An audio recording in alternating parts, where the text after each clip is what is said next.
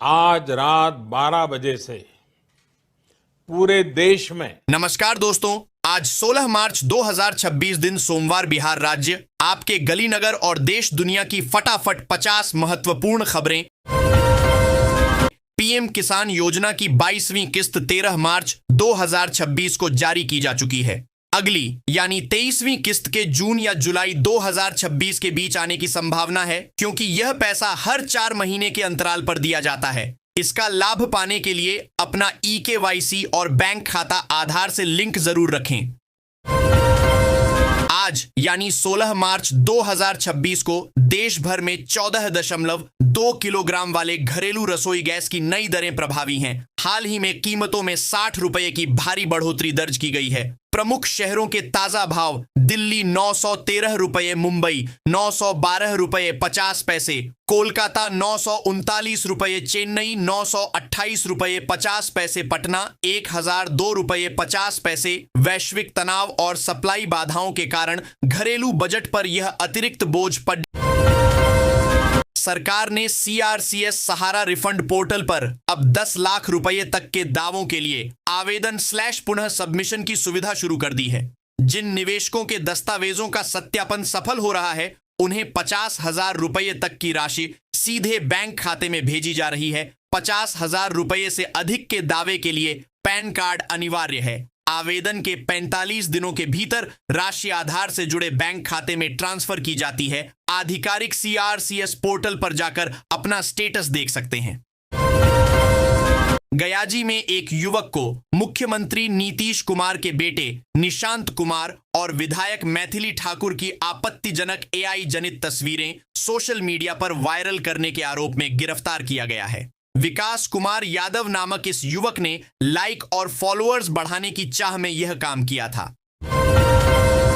पटना में रसोई गैस की किल्लत ने वैकल्पिक ईंधनों की मांग बढ़ा दी है। कोयला और चारकोल की बिक्री में भारी उछाल देखा जा रहा है। वहीं इंडक्शन चूल्हों का पुराना स्टॉक भी पूरी तरह समाप्त हो चुका है। गैस की कमी से जूझ रहे लोग अब पारंपरिक और बिजली उपकरणों का रुख कर रहे हैं। मार्च 2026 के नए अपडेट के अनुसार मार्च से पेंशन भुगतान की प्रक्रिया को पूरी तरह डिजिटल और पारदर्शी बनाया गया है। बिहार जैसे राज्यों में वृद्धावस्था पेंशन राशि 1,100 रुपए से बढ़ाकर 1,500 रुपए प्रति माह कर दी गई है। अब भुगतान की तिथियां भी निर्धारित कर दी जाएगी, ताकि लाभार्थियों को हर महीने समय पर सीधे बैंक खाते में राशि मिल सके। पटना में रसोई गैस का संकट गहरा गया है। इंडियन ऑयल का आरा बॉटलिंग प्लांट बंद होने से आपूर्ति ठप हो गई, जिससे प्रतिदिन 5 से 8 हजार सिलेंडरों की कमी हो रही है। उपभोक्ताओं को अब 5 से 8 दिन का बैकलॉग झेलना पड़ रहा है।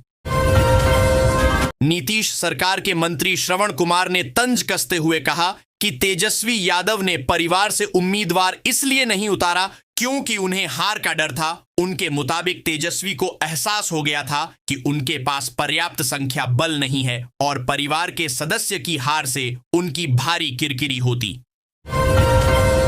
प्रशांत किशोर ने बक्सर में कहा कि नीतीश कुमार का राज्यसभा जाना पूर्व नियोजित था। उन्होंने बिहार चुनाव परिणामों को अप्रत्याशित बताते हुए मतदाताओं को पैसे से प्रभावित करने का आरोप लगाया। राज्यसभा चुनाव से पहले राजद ने अपने विधायकों को पटना के एक होटल में रखा है, ताकि टूट की संभावना को रोका जा सके। तेजस्वी यादव रात में विधायकों के साथ बैठक करेंगे। राजद को आशंका है कि सत्ताधारी दल हॉर्स ट्रेडिंग कर सकता है। राज्यसभा चुनाव को लेकर बिहार में सियासी सरगर्मी तेज है। उप मुख्यमंत्री सम्राट चौधरी के आवास पर NDA ने मॉक पोल किया, जिसमें अधिकांश विधायक शामिल हुए। पटना उप मुख्यमंत्री सह राजस्व एवं भूमि सुधार मंत्री विजय कुमार सिन्हा ने कहा है कि हड़ताल पर गए राजस्व सेवा के अधिकारी यदि 24 घंटे के भीतर काम पर लौट आते हैं तो उनके विरुद्ध कोई अनुशासनिक कार्रवाई नहीं की जाएगी। स्मार्ट प्रीपेड मीटर वाले उपभोक्ताओं को भी इस माह के अंत तक पुराना बिल चुकाना होगा। बकाया न चुकाने पर कनेक्शन काटने और अवैध उपयोग पर FIR की कार्रवाई होगी। समस्तीपुर के एक परिवार के साथ हाथीदह स्टेशन के पास ट्रेन में लूटपाट हुई। जसीडीह से लौटते समय कोलकाता जयनगर एक्सप्रेस में 10 नकाबपोश बदमाशों ने हथियार के बल पर यात्रियों से करीब 5 लाख रुपए के गहने, नकदी और मोबाइल लूट लिए। चकिया के एक शातिर बदमाश ने नेपाली नंबर से व्हाट्सएप कॉल कर मोतिहारी पुलिस को धमकी दी है। बदमाश ने खुद को झूठे मुकदमे में फंसाने का आरोप लगाया है। यह धमकी 9 मार्च को हुए पुलिस मुठभेड़ के बाद दर्ज प्राथमिकी के संबंध में दी गई। पूर्वी चंपारण, बिहार में प्यार में धोखा मिलने के बाद एक युवती मानुचक मेला बाजार चौक के पास बिजली के हाई टेंशन टावर पर चढ़ गई। उसने आत्महत्या की धमकी दी, जिससे करीब 3 घंटे तक हाई वोल्टेज ड्रामा चला। स्थानीय विधायक श्याम बाबू प्रसाद यादव ने मुख्यमंत्री ग्रामीण सेतु योजना के तहत इन पुलों की आधारशिला रखी। ये पुल पीपरा भगवानपुर, साहसी जगीरहा हसनपुर और परसौनी किशुन हसनपुर मार्गों पर बनेंगे। पूछताछ में पता चला कि सोनल कुमार मोतिहारी से नकली नोट लाकर 1000 असली के बदले 3000 नकली नोट बाजार में चलाता था। पुलिस अब इस पूरे नेटवर्क और नोट छापने के स्रोत की गहन जांच कर रही है। बेतिया में जिला गव्य विकास पदाधिकारी अनुराग अभिषेक की रिश्वत लेते गिरफ्तारी के बाद गव्य विकास कार्यालय में सन्नाटा पसरा है। निगरानी विभाग की कार्रवाई के दूसरे दिन पशुपालकों की आवाजाही नदारद रही। अररिया के फारबिसगंज के पोखर बस्ती में 12 मार्च की रात अवैध रूप से भंडारित 261 रसोई गैस सिलेंडर जब्त किए गए। अनुमंडल प्रशासन की कार्रवाई के बाद साबिर अंसारी और उनके बेटे इमरान अंसारी के खिलाफ मामला दर्ज किया गया है। बिहार में राज्यसभा चुनाव को लेकर सियासी हलचल तेज है। कांग्रेस विधायकों ने अपनी एकजुटता का दावा किया है, जिसमें कमरुल होदा, अबिदुर रहमान और मनोज विश्वास शामिल हैं। उन्होंने स्पष्ट किया कि पार्टी में टूट की अफवाहें निराधार हैं। औरंगाबाद के बारुण में नहर रोड पर 5 साल से झूल रहे 11,000 वोल्ट के बिजली के तार से एक जंगली हाथी की मौत हो गई। ग्रामीणों ने कई बार शिकायत की, लेकिन विभाग ने कोई कार्रवाई नहीं की।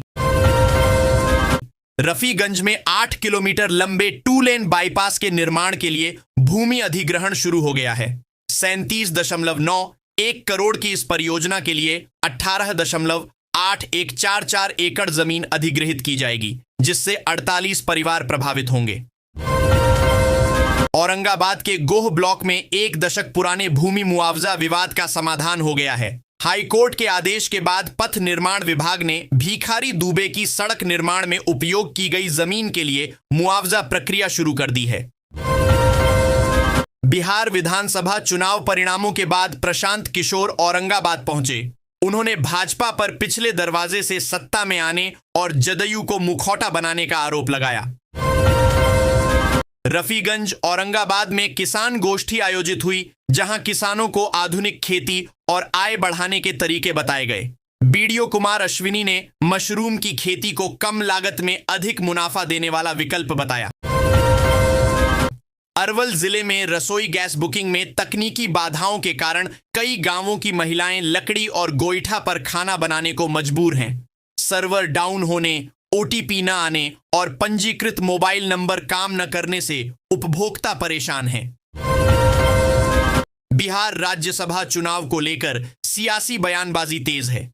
तेजस्वी यादव ने राजद उम्मीदवार एडी सिंह की जीत का दावा किया है, जिसमें सभी धर्मनिरपेक्ष दलों के एकजुट होने की उम्मीद है। बिहार में वैध खनिज व्यापार को बढ़ावा देने और निर्माण कार्यों के लिए बालू गिट्टी की उपलब्धता आसान बनाने हेतु खान एवं भूतत्व विभाग ने ऑनलाइन भंडारण लाइसेंस प्रणाली लागू की है। इससे आम लोगों, ठेकेदारों और निर्माण एजेंसियों को बड़ी राहत मिलेगी, क्योंकि अब उन्हें सरकारी कार्यालयों के चक्कर नहीं लगाने पड़ेंगे। लखीसराय और मुंगेर के बाद पाइप्ड नेचुरल गैस पीएनजी अब भागलपुर पहुंच रही है। मुंगेर से बिछाई जा रही गैस पाइपलाइन बरियारपुर तक आ गई है, जो अजगैवीनाथ धाम से 18 किलोमीटर दूर है।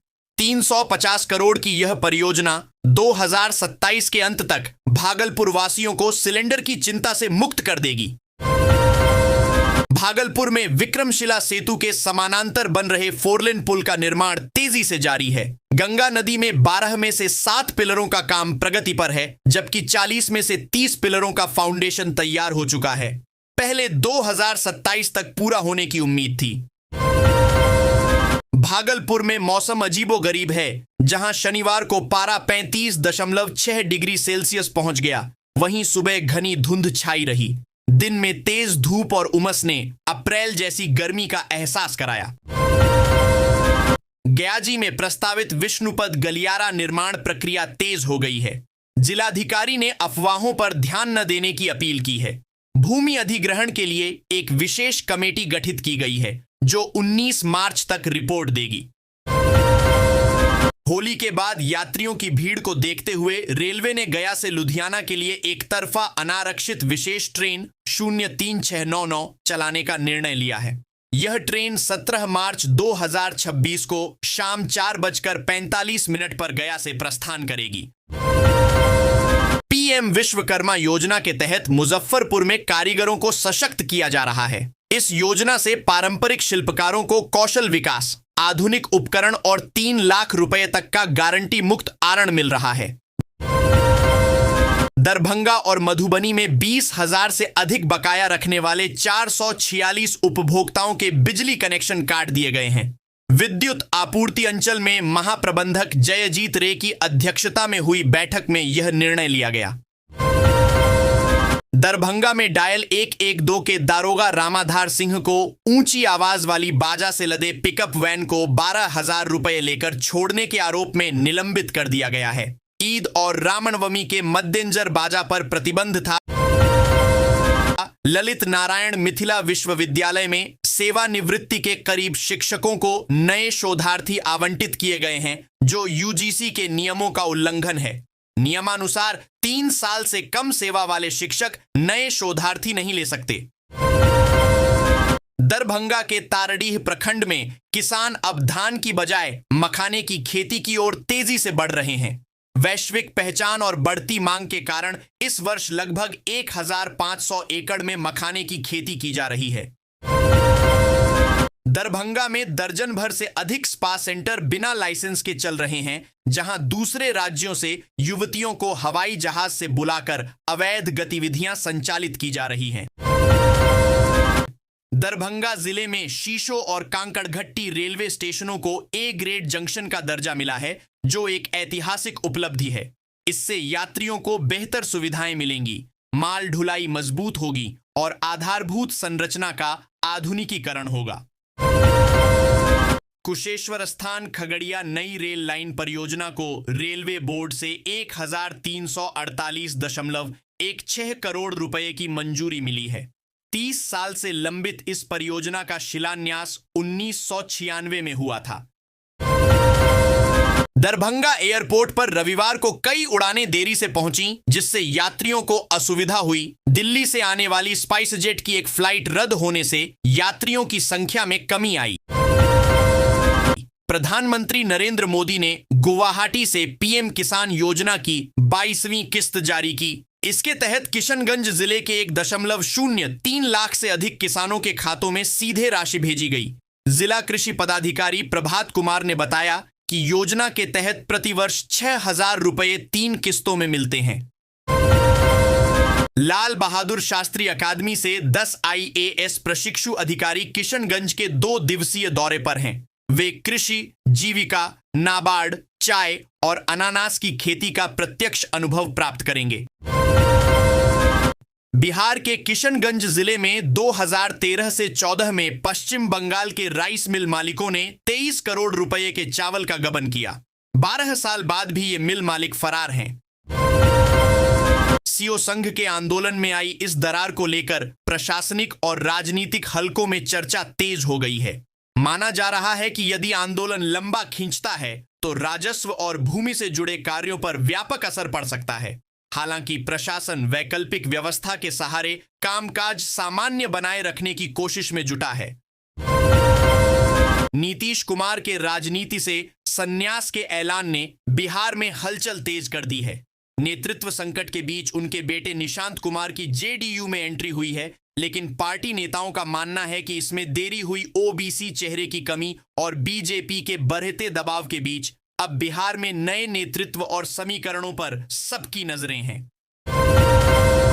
मुजफ्फरपुर जंक्शन पर 100 लगाओ 200 पाओ के झांसे में आकर एक रेल यात्री से 50,000 रुपए की ठगी हुई है। शातिर गिरोह ने जुए और दोगुना पैसे का लालच देकर यात्री को फांसा। गिरोह के सदस्यों ने पहले भरोसा जीता और फिर पलक झपकते ही उसकी मेहनत की कमाई लेकर फरार हो गए। जमालपुर स्टेशन पर रविवार शाम अचानक प्लेटफॉर्म बदलने की घोषणा से अफरा तफरी मच गई। सिविल कोर्ट परीक्षा के 9,500 अभ्यर्थियों की भारी भीड़ के कारण कई आरक्षित टिकटधारी यात्री रांची गोड्डा एक्सप्रेस नहीं पकड़ पाए। नाराज यात्रियों ने स्टेशन प्रबंधक कार्यालय पर हंगामा किया। पूर्णिया और सीमांचल में मौसम बदल गया है। बांग्लादेश और पश्चिम बंगाल पर बने साइक्लोनिक सर्कुलेशन के कारण अगले 2-3 दिनों तक तेज हवाएं और हल्की बारिश होने की संभावना है। कुछ इलाकों में हवा की रफ्तार 40 से 50 किलोमीटर प्रति घंटा तक पहुंच सकती है। साथ ही वज्रपात का भी खतरा है। मिडिल ईस्ट में जारी तनाव के बीच शिवालिक और नंदा देवी जैसे जहाजों का भारत की ओर बढ़ना देश के लिए राहत भरी खबर है। करीब 92,000 टन एलपीजी की यह खेप भारत के गैस स्टॉक को मजबूत करेगी और घरेलू गैस आपूर्ति को स्थिर करने में मदद कर सकती है। 5 राज्यों के विधानसभा चुनाव के नतीजे राष्ट्रीय राजनीति की दशा तय करेंगे। पश्चिम बंगाल में टीएमसी और भाजपा के बीच कड़ी टक्कर है। असम में कांग्रेस वापसी की कोशिश कर रही है। केरल में भाजपा के सामने खाता खोलने की चुनौती बरकरार है, तो एलडीएफ की हार की स्थिति में भारत पहली बार ऐसा होगा जब किसी भी राज्य में वामपंथी सरकार नहीं होगी। वैसे तो 5 राज्यों में चुनावी मुद्दे भी अलग अलग हैं और अलग अलग पार्टियों और गठबंधनों के बीच मुकाबला भी है। निर्वाचन आयोग ने पश्चिम बंगाल विधानसभा चुनाव 2026 के कार्यक्रम की घोषणा कर दी है। राज्य की 294 सीटों पर 2 चरणों में मतदान होगा। पहला चरण 23 अप्रैल 2026, दूसरा चरण 29 अप्रैल 2026। चुनाव के नतीजे 4 मई 2026 को घोषित किए जाएंगे। इस बार चरणों की संख्या 2021 के मुकाबले 8 चरण काफी कम रखी गई है। निर्वाचन आयोग ने तमिलनाडु विधानसभा चुनाव 2026 के कार्यक्रम की घोषणा कर दी है। राज्य की सभी 234 सीटों पर 23 अप्रैल 2026 को एक ही चरण में मतदान होगा। इसके बाद 4 मई को मतों की गिनती की जाएगी और परिणाम घोषित होंगे। वर्तमान विधानसभा का कार्यकाल 10 मई को समाप्त हो रहा है। निर्वाचन आयोग ने असम विधानसभा चुनाव 2026 के कार्यक्रम की घोषणा कर दी है। राज्य की सभी 126 सीटों पर एक ही चरण में 9 अप्रैल को मतदान होगा। चुनावों के नतीजे 4 मई को घोषित किए जाएंगे। इस बार असम में 2021 के मुकाबले कम चरणों में मतदान कराया जा रहा है। चुनाव आयोग ने केरल की सभी 140 सीटों पर 9 अप्रैल 2026 को मतदान और 4 मई को नतीजों का ऐलान किया है। इस बार मुकाबला त्रिकोणीय है। सत्ताधारी एलडीएफ हैट्रिक की उम्मीद में है, जबकि यूडीएफ वापसी के लिए तैयार है। एनडीए भी अपनी मौजूदगी दर्ज कराने को बेताब है। चुनाव आयोग ने पुडुचेरी विधानसभा चुनाव 2026 की तारीखों का ऐलान कर दिया है। केंद्र शासित प्रदेश की सभी 30 सीटों पर 9 अप्रैल को एक ही चरण में मतदान होगा। इसके बाद 4 मई को वोटों की गिनती और नतीजों की घोषणा की जाएगी। वर्तमान विधानसभा का कार्यकाल 15 जून को समाप्त हो रहा है। चुनाव आयोग ने पश्चिम बंगाल, तमिलनाडु, केरल, असम और पुडुचेरी में विधानसभा चुनावों की घोषणा कर दी है। पश्चिम बंगाल 23 और 29 अप्रैल को 2 चरणों में मतदान, अन्य राज्य केरल, असम और पुडुचेरी में 9 अप्रैल, जबकि तमिलनाडु में 23 अप्रैल को वोट पड़ेंगे। नतीजे सभी राज्यों के परिणाम 4 मई को आएंगे। पश्चिम एशिया के तनाव के बीच भारत सरकार ने आश्वस्त किया है कि देश में ईंधन की स्थिति पूरी तरह स्थिर है। पेट्रोल, डीजल और एलपीजी की आपूर्ति सामान्य बनी हुई है। सरकार के अनुसार देश के पास पर्याप्त बफर स्टॉक मौजूद है, जिससे ऊर्जा सुरक्षा और उपलब्धता को लेकर चिंता की कोई बात नहीं है। बलरामपुर में विकसित भारत रोजगार एवं आजीविका मिशन के तहत वित्तीय वर्ष 2026 से 27 के लिए 1.85 अरब रुपए का बजट निर्धारित किया गया है। इस निवेश से ग्रामीण क्षेत्रों में विकास कार्यों को गति मिलेगी और 44 लाख से अधिक मानव दिवस का रोजगार सृजित होगा, जिससे स्थानीय मजदूरों की आर्थिक स्थिति मजबूत होगी। बांग्लादेश ने दूसरे टेस्ट में अपनी स्थिति काफी मजबूत कर ली है। पहली पारी में शानदार बढ़त के बाद बांग्लादेशी गेंदबाजों ने पाकिस्तान पर दबाव बढ़ा दिया है। महज 47 रन के कुल स्कोर पर पाकिस्तान ने अपने 3 शीर्ष विकेट खो दिए हैं, जिससे उनकी हार का खतरा गहरा गया है। नाना पाटेकर का शुरुआती सफर बेहद कड़ा रहा। वे महज 35 रुपये महीना कमाकर अपना गुजारा करते थे। काम के दौरान मिले अपमान ने उनके भीतर एक संकल्प पैदा किया। इसी दृढ़ निश्चय और मेहनत के दम पर उन्होंने बॉलीवुड में अपनी पहचान बनाई और एक महान अभिनेता के रूप में स्थापित हुए। ईरान इजराइल तनाव के बीच गैस की चिंता स्वाभाविक है। अपने सिलेंडर में बची गैस जांचने का सबसे आसान तरीका गीला कपड़ा टेस्ट है। एक गीला कपड़ा सिलेंडर के चारों ओर लपेटें। कुछ देर बाद कपड़ा हटा दें। जहां तक गैस है वहां सिलेंडर ठंडा और गीला रहेगा, क्योंकि गैस नमी सोखती है। खाली हिस्सा तुरंत सूख जाएगा। वर्तमान में अंतरराष्ट्रीय स्तर पर कच्चे तेल की कीमतों में उतार चढ़ाव के बावजूद भारतीय सरकार और तेल कंपनियों ने पेट्रोल डीजल के दाम स्थिर रखे हैं। सरकारी सूत्रों के अनुसार जब तक कच्चा तेल $128 प्रति बैरल के पार नहीं जाता, तब तक कीमतों में बढ़ोतरी की संभावना कम है। सरकार और तेल कंपनियां वर्तमान वैश्विक तनाव का बोझ जनता पर न डालने की तैयारी में हैं। शहरवार कीमतें 16 मार्च 2026 दिल्ली पेट्रोल 94 रुपये 70 पैसे, डीजल 87 रुपये 67 पैसे, मुंबई पेट्रोल 103 रुपये 54 पैसे, डीजल 90 रुपये 3 पैसे, बेंगलुरु पेट्रोल 102 रुपये 96 पैसे, डीजल 90 रुपये 99 पैसे।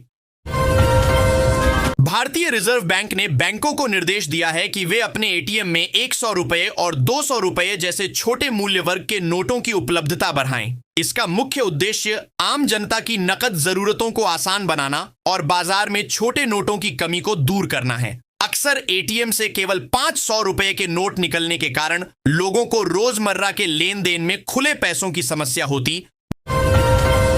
बांग्लादेश अप्रैल 2026 तक भारत से 45,000 टन अतिरिक्त डीजल आयात करेगा। यह जानकारी बांग्लादेश के एक अधिकारी ने दी है। बांग्लादेश पेट्रोलियम कॉरपोरेशन बीपीसी के जनरल मैनेजर कमर्शियल और ऑपरेशंस मुर्शेद हुसैन आजाद ने बताया कि हाल ही में भारत से 5,000 टन डीजल बांग्लादेश पहुंचा है और 18 या 19 मार्च के आसपास भारत से 5,000 टन डीजल की एक और खेप आने की उम्मीद है। तुलसी पूजा के दौरान सुख समृद्धि के लिए इन नियमों का पालन करें। सही समय प्रतिदिन शाम के समय तुलसी के पास घी या तिल के तेल का दीपक जलाना अत्यंत शुभ माना जाता है। अक्षत का प्रयोग दीपक को सीधे जमीन पर न रखकर नीचे थोड़े चावल अक्षत रखें। दिशा दीपक की लौ हमेशा उत्तर या पूर्व दिशा की ओर होनी चाहिए। परिक्रमा दीपक जलाकर तुलसी की 3 बार परिक्रमा करें। इससे घर में नकारात्मक ऊर्जा दूर होती है और लक्ष्मी जी की कृपा बनी रहती है। एक्सपर्ट्स के अनुसार 16 मार्च से शुरू हो रहे हफ्ते में सोना और चांदी की कीमतों में करेक्शन देखने को मिल सकता है। निवेशक वेस्ट एशिया में जारी भू राजनीतिक घटनाक्रम और प्रमुख सेंट्रल बैंकों की बैठकों पर नजर रखेंगे, क्योंकि इनका असर वैश्विक मौद्रिक नीति पर पड़ सकता है। विशेषज्ञों ने कहा कि वेस्ट एशिया में जारी संघर्ष के कारण वित्तीय बाजारों में उतार चढ़ाव बढ़ सकता है। किसी भी तरह की बढ़ोतरी या कमी के संकेत बाजारों में तेज हलचल पैदा कर सकते हैं। बंगाल से असम तक, क्या इन 5 राज्यों में पलटेगी सत्ता? ओपिनियन पोल के चौंकाने वाले आंकड़े आए सामने। 5 राज्यों में विधानसभा चुनाव के लिए चुनाव आयोग ने तारीखों का ऐलान कर दिया है। मेट्राइज आयंस ने चुनावी मूड जानने के लिए ओपिनियन पोल किया है। देखें किस राज्य में किसका पलड़ा भारी दिख रहा है। 5 राज्यों में होने वाले चुनाव के लिए तारीखों का ऐलान हो गया है। पश्चिम बंगाल में 2 फेज में इलेक्शन होगा। वहीं असम, केरल, पुडुचेरी, तमिलनाडु में 1 चरण में वोट डाले जाएंगे। इलेक्शन में किस पार्टी को जीत मिलेगी, इसका पता तो 4 मई को आने वाले नतीजे ही बताएंगे, लेकिन इससे पहले मेटराइज आयंस ने चुनावी मूड जानने के लिए ओपिनियन पोल किया है। जानिए पश्चिम बंगाल से लेकर असम और तमिलनाडु तक किस पार्टी का पलड़ा भारी दिख रहा है। पश्चिम बंगाल में कुल 294 विधानसभा सीटें हैं। बहुमत हासिल करने के 148 सीटों की जरूरत होगी। मेटराइज आयंस के ओपिनियन पोल के मुताबिक ममता बनर्जी की पार्टी तृणमूल कांग्रेस फिर से सत्ता में वापसी कर सकती है। ऐसा होता है तो टीएमसी लगातार चौथी बार बहुमत के साथ सत्ता पर काबिज होने में कामयाब रहेगी। ओपिनियन पोल के मुताबिक तृणमूल कांग्रेस को 155 से 170 सीटें मिल सकती हैं, जबकि बीजेपी के खाते में 100 से 115 सीटें जाने का अनुमान है। वहीं ओपिनियन पोल में एआईएमआईएम को 5 से 6 और अन्य को 0 से 1 सीट मिलने का अनुमान है। मैट्रिज IANS के ओपिनियन पोल के अनुसार आगामी असम विधानसभा चुनाव में फिर से प्रचंड बहुमत के साथ बीजेपी सत्ता में वापसी कर सकती है। बीजेपी को 96 से 98 सीटें, कांग्रेस को 26 से 28 सीटें और AIUDF को 1 से 5 सीटें मिलने का अनुमान है। इसके अलावा अन्य के खाते में 1 से 3 सीटें जाने का अनुमान जताया गया है। पोल के मुताबिक बीजेपी के मुकाबले कांग्रेस और AIUDF का प्रदर्शन कमजोर नजर आ सकता है।